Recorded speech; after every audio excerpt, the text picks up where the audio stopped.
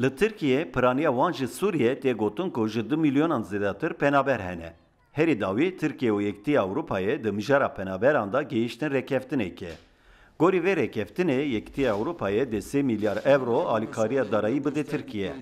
Ji bilî vê dê ji bo hemvelatiyên Tirkiye di vîzeya Schengenê da hêsenkarî bêkirin û dê di proseya endambûna Tirkiye da ji aliyê Yekîtiya Ewropayê ve çend gav bênavitin.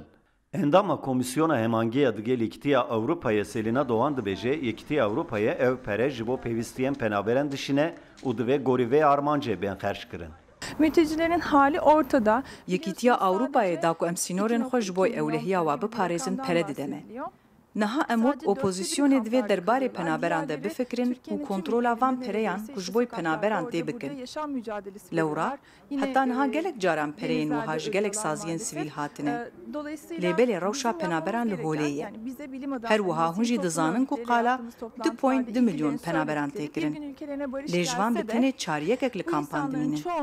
Yedin hemû li küçük kolanan rewşeke şerpeze dene. Ortada. Dolayısıyla bizim artık yapmamız gereken Hukûmeta Tirkiye dibêje ku piştî vê rêkeftinê di cotmeya sala 2016 vîze bên rakirin.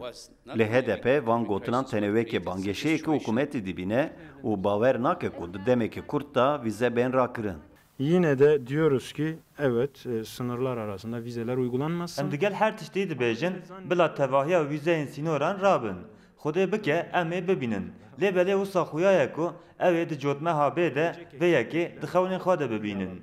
Hîn wê di ser wê cotmehê re gelek bihar û payîz derbas bin. Lewra rakirina wîzeyan bi tenê ne meseleya koçberan e. Lê niha wisa didim xuya kirin. Li gorî min divê Tirkiye duwarê demokrasî û mafên mirovan de hîn pir gavan bavêje. Bir şart değil. Ama şu anda kayıplar, şehitler vermiş. Tirkiye di sala 1987 da ji bo endamtiyê serî li Yekîtiya Ewropayê da. Sala 1999 Tirkiye wekî welatekî berandam hate qebûl kirin û sala 2005 jî ji bo endamîniya Tirkiye gotivejan dest pê kir. Meseleya penaberan bu vesile ku tekiliyên Tirkiye û Yekîtiya Ewropayê piştî demekî carek din zindî bibin.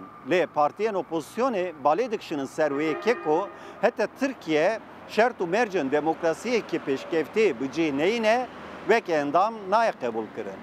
Kemal Avcı, Rûdaw, Enqere.